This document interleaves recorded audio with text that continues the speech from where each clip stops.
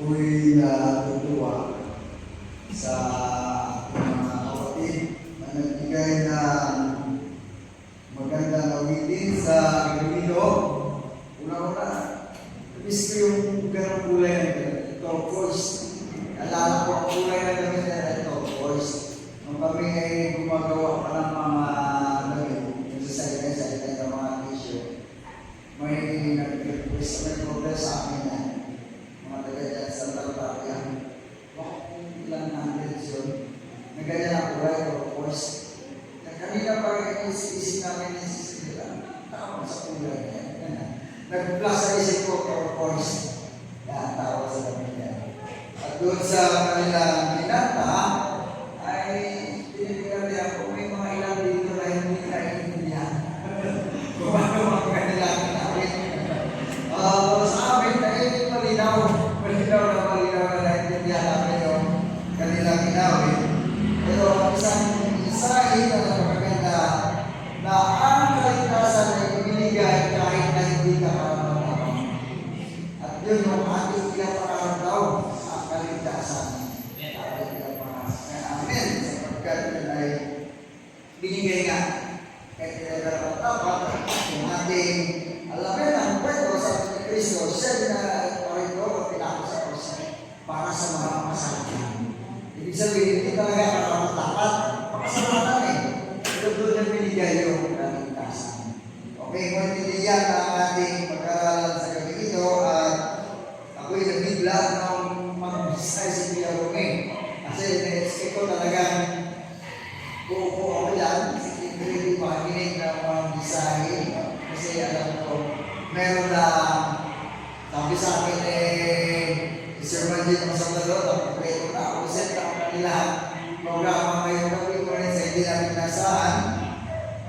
Yung ating dapat kayong magsalita ay mayroong naramdaman na hindi maganda sa kanyang katawan at ating sa idalangin kasi marami pang gawain na nag-atay sa kanya. Minsan na hindi na sa pwede. So sabi ko, yun na. Kailangan ko ng maganda. Ang ating ko ngayong gabi ay matatagpuan natin sa Council of Stewardship chapter 16. Malapit na kung matapos ang ating salita. Ito ay naka-concentrate sa mga gawa, sa sulat ng mga gawa, Kapitulo 5. So kung meron kayong mga Biblia, pwede ninyong buksan at basahin ang mga gawa. Kapitulo 5, versikulo 1 hanggang 11. Doon dito nakakonsentrate ang kwento ng ating ay pag-aralan sa gabi ito. At ang title nito sa English sabi ay The Sin of Ananias. Ang kasalanan ni Ananias. Yan ang ating pag-aralan sa gabi ito. Ngunit bago lahat, aking inilingan ang lahat at ayun po para sa mga isang panalangin. Ang balik ang kwento ni Ananias. Marami sa atin, karamihan sa atin, alam na alam ang kwento ni Ananias at ang kanyang asawa, si Sapphira. Ngunit para doon sa hindi nakaalam, ano ang naging kwento ng buhay nila? At ano ang kanilang naging kasalanan? Sa simpleng pag-unawa, kung hindi natin laliman ang pag-intindi ng kasalanan ni Ananias, ang sabi ng Lord, si Ananias ay nangako na kapag naibenta niya ang kanyang ari-arian, ibibigay niya sa Panginoon ang pagbintahan. Yun lang po, kasi kanyang pinangako kung ating hindi laliman ang pag-aaral. Ngunit, nung siya ay nakatanggap na ng pera, kanya na maibenta, nung hawak niya na ang pera, sayang naman, yung ibibigay ko ito lahat sa Panginoon. At kaya ito, hindi binigay lahat, may tinago siya na kaunting porsyento. May tinago siya, hindi binigay lahat. At alam ito, kung kanyang asawa, na yun ang ginawa ni Ananias. Pagdating niya doon sa templo, binigay niya, alam ng mga tao. Kasi di ba lang ng mga tao, makikilala siya.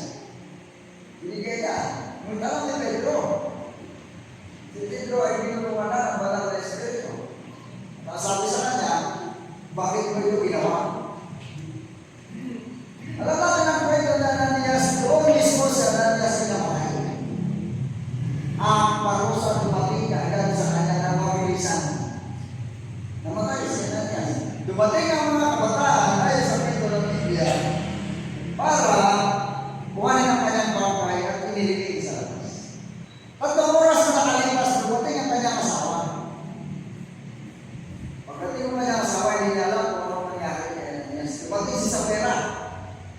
Pagdating ni Sapphira, sabi ni Pedro sa kanya, totoo ba na sa ganitong halaga lang ninyo ibinenta ang inyong lupa, inyong napagbilhan? Oo, yan lang na. So, meron sa tuwala si Ananias at saka si Sapphira na hindi talaga ibigay lahat. Alam niya sa Sapphira na nagtabi si Ananias at pinagtakpan niya pa ito sa harap ni Pedro. Akala niya mapagtakpan niya. At tayo doon, na may consent si Sapphira sa ginawa ni Ananias, ang nangyari kay Ananias, yun din ang nangyari kay Sapphira. At doon mismo si Sapphira ay namatay din. Inuha din siya ulit at iniliging doon sa labas. Ang parusa, natanggap nila agad-agad doon mismo. Mga kapatid, tayo ba ay nangako na sa Panginoon na kapag tayo nagkaroon ng ganito, kapag tayo nagkaroon ng ganitong halaga, itong ibibigay natin sa Panginoon, nagawa naman natin yan. Kung nagawa na natin mangako, natupad pa natin ang ating pinangako. Nagawa pa natin. Si Ananias po sa kasi sa pera, hindi nila nagawa ang kanilang pinangako at doon mismo pinarusahan sila ng Panginoon. Kung ating basahin ang Kapitulo 5, versikulo 1 hanggang 11 na gawa, iyan ang nangyari sa buhay na Ananias sa Sapphira. Ngunit kung ating naliman ang pag-aaral, hindi lang pala gano'n ang masapas at kasalanan nila na nangako hindi binigay. Nung sila kasi, o tayo man, ay nakapag-isip ng mangako sa Panginoon na ibigay ang ganong porsyento, ibigay ang ganong halaga, ang banal na Espiritu ang siyang tulong sa atin, ang siyang nag-inspire sa atin na gawin ang pagkayayan. Mga kapatid, nakakalungkot ang nangyari kay Ananias at saka kay Sapphira, nangyayari hanggang ngayon. Ang sabi ni Ellen White, kapatid ni Ellen White, sabi niya, the same sin was often repeated in the outer history of the church. The same sin.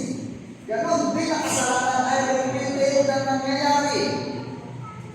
Ang hindi lang katulad na nangyari sapagkat doon sa kay Ananias at saka kay Sapphira, ang punishment speedily ibinigay sa kanila. Mabilisan ibinigay sa kanila. Mga kapatid, same sin, sana hindi tayo yun. Ang kagandahan sa atin ngayon, may pagkakataon tayo baguhin ang ating sarili. Kung ipinangako natin sa Panginoon, bigyan mo ako ng magandang pagkakakitaan sa linggo ito o sa buwan na ito. Sapagkat gusto ko makatulong sa buhayin, ang aking ipapangako sa Panginoon ay 10% ng tithes, 10% ng offering. Ngunit pagdating ng pera, sayang naman ang tithes lang ang ibigay ko. Hindi na ako bibigay ng offering. Si Ananias at saka si Sapphira pinarusahan kaagad ng panahon na yun. At ang parusa sa kanila, inalis ang kanilang buhay. Mga kapatid, huwag natin sabihin na hindi rin tayo paparusahan ng Panginoon. Maaaring hindi inalis ang ating buhay, ngunit maramdaman natin ang parusa ng minsan ng Panginoon. Ang hagupit ng Panginoon, bakit lalong mahirap ang ating buhay? Kung kailan binawasan ko yung binigay ko sa Panginoon, lumaki ang natira sa akin. Bakit parang lalong humirap? Bakit parang lalong kailangan ko magkaroon ng mas maraming pera? Parang hindi na ako nakukontento. Kasi sa puntong yan, mga kapatid, the love of money nagsisimula na sa iyo. Hindi ka na nakukontento kung anong meron kasi kung tutusin sapat na sana. Kasi nung simulang binawasan mo yung ibinigay mo, nandun na namuho sa iyong puso ang pagmamahal sa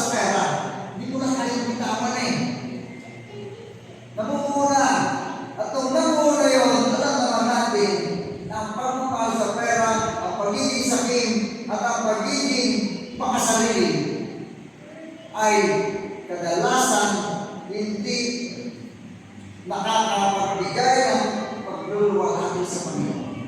Hindi na kadalasan, hindi yan talaga makapagiging ang nagiging dahilan. Minsan na nagiging Diyos-Diyosan na natin ang pera. Mas malaga pa yung pera kung isang para sa Panginoon. Kung kaya ngayon iba, dahil sa kahalagaan ng pera, hindi na naman sisipa papakasyon muna ng ilang buwan at kailangan mo na magtrabaho kahit na araw ng Sabado. Dahil malaga yung pera.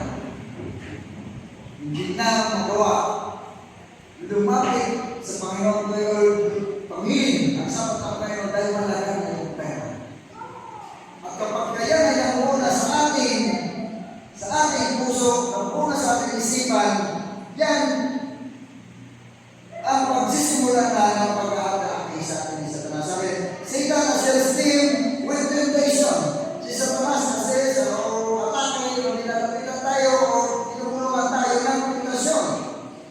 Yan na yun. Yung temptation na yun, ang pagpapahalaga natin sa pera para sa ating sarili. Hindi ang pagpapahalaga ng pera para sa gawain ng Panginoon. Yan na yung mga kapatid. At kapag nangyari yan, sana maalala natin na sa pera sa kasi Ananias, noon mismo ay pinarusahan. Maalala natin na tayo binigyan ng Panginoon ng pagkakataon ng baguhin. Hindi ulitin, hindi gawin ang ginawa ni Ananias sa kanya sa pera. Itong lesson na ito, lesson din sa mga kasama. Alam mo kasawa, alam mo sa pera, ginawa niya ng Ananias. Sa mga kasawa, ito yun. Siguro kung alam niya sa pera, ginawa na Ananias, sinabihan niya, Ananias, nakako tayo sa Panginoon. Kung ating magbintahan ay ating ibigay. Kasi alam niya sa pera eh. Ngunit, nais na magtakpan sa harap ni Pedro. O, yan lang talaga yung kami ng magbintahan, yung binala niya Ananias dito kanina. Sabi niya, pero hindi. Kasi ang Banal Espiritu nagsabi niya sa akin na kayo may itinabi. May itinabi kayo. At hindi naman si Pedro ang gumawa ng parusa. Hindi si Pedro ang nagsabi, patayin sila kasi may kasalanan. Hindi si Pedro na putos ang galing naman. Sila ay kusang namatay doon. At alam natin kung sino ang gumawa. Sino ang kanila niloko? Sino ang niloko nila? Yung kanilang pinangakuan. Kanina sila nangako sa Panginoon. Sino ang niloko nila? Yung Panginoon. Hindi matanggap ng Panginoon. Nangako kayo sa akin, tapos ang binigay ko na. Hindi nyo magawa. Baka tayo mga kapatid, gumagawa rin yan. Nangangako rin tayo. Pagkaranda na. Sayang.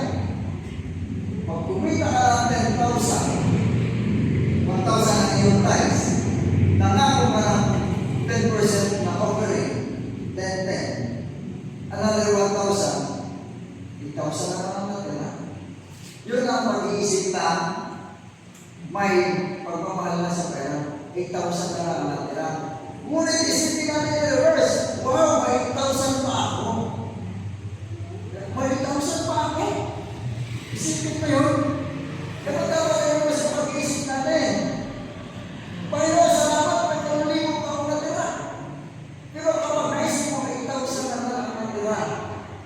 Yun ang nangyari kaya natin sa pera doon mismo. Naninig sila. Ang ating committee mission ngayon ay nagsasuggest ng 5% na offering. 5% mo ating suggested na ito, hindi ito yung ating doktrina talaga. Suggest kaya kasi sa aking suggest. Ngunit ang ating doktrina ay magbibigay tayo ng ating offering ayon sa ating pagmamahal sa Panginoon, yung sa ating puso. Yan yung offering, hindi yung tithes. Bukod yung tithes. Ngunit, kung hindi ka nagbibigay ng offering, siguro ako pagmamahal sa Panginoon. Doon nasusukat ang ating pagbibigay. Ngunit meron tayong challenge. Ibigay natin ng 10-10.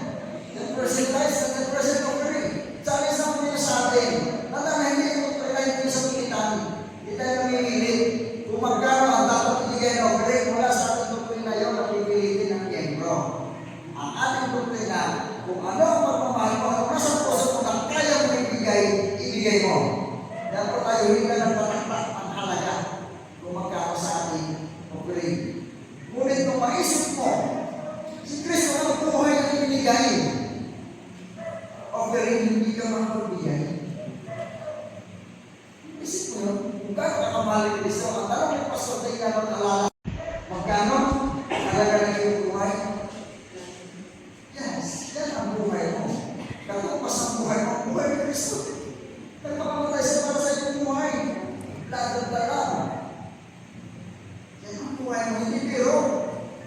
Ngayon, pakamatay siya, hindi ka naman makapagbigay. At gasgas na at maragas-press. Kapag hindi ka nagbigay ng offering, ikaw ay nagdanakaw. Ninanakawan mo ang Panginoon. Gasgas na yan. Ulit-ulit nang binabasa. Ulit-ulit ang narinig. Ngunit hindi natin kaya sa puso. Sa puso ko natin yan.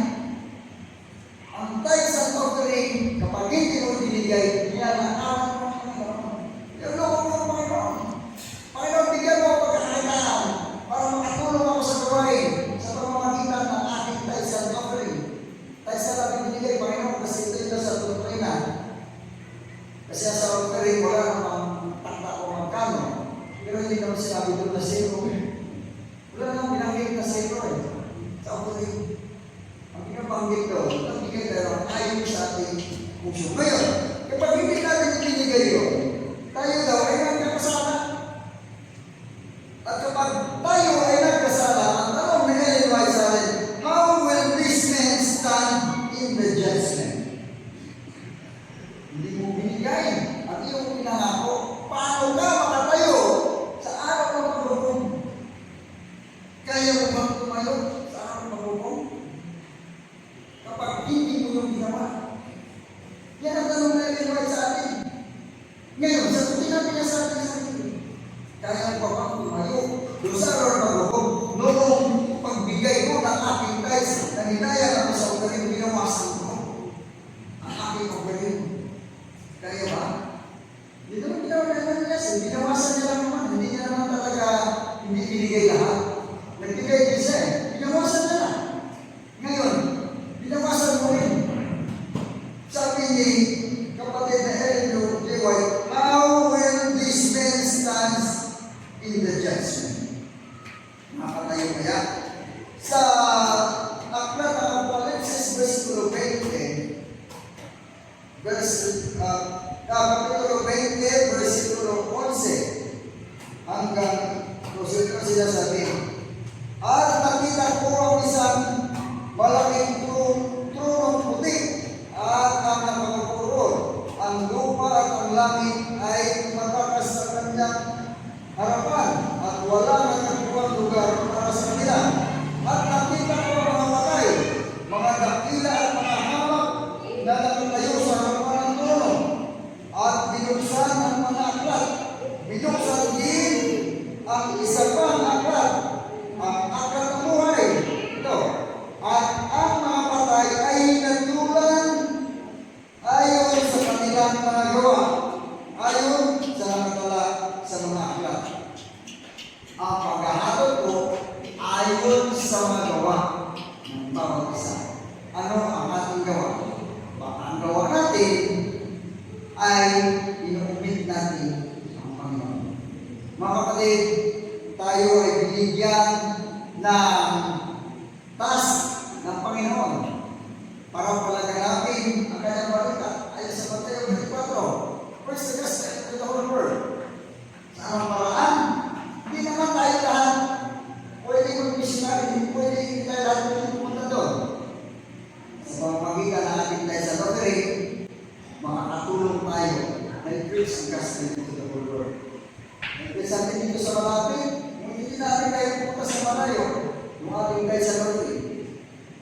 Kapatid, hindi biro na ating nakawa ng Panginoon sapagkat sa araw ng paghukom, pagpasahin ang ating gawa, makita ayon sa ating mga gawa doon sa aklat na yun. At baka katulad ni Ananias at Sapphira, hindi sila nagtagumpay. Ito ang hanggang sa atin ni kapatid ni Ellen White at sa gabi ito mga kapatid,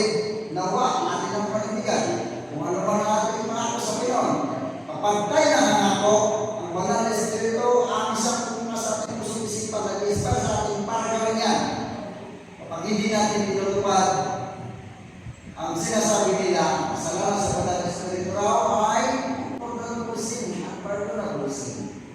Yan ang sabi nila, for it is still unpardonable sin.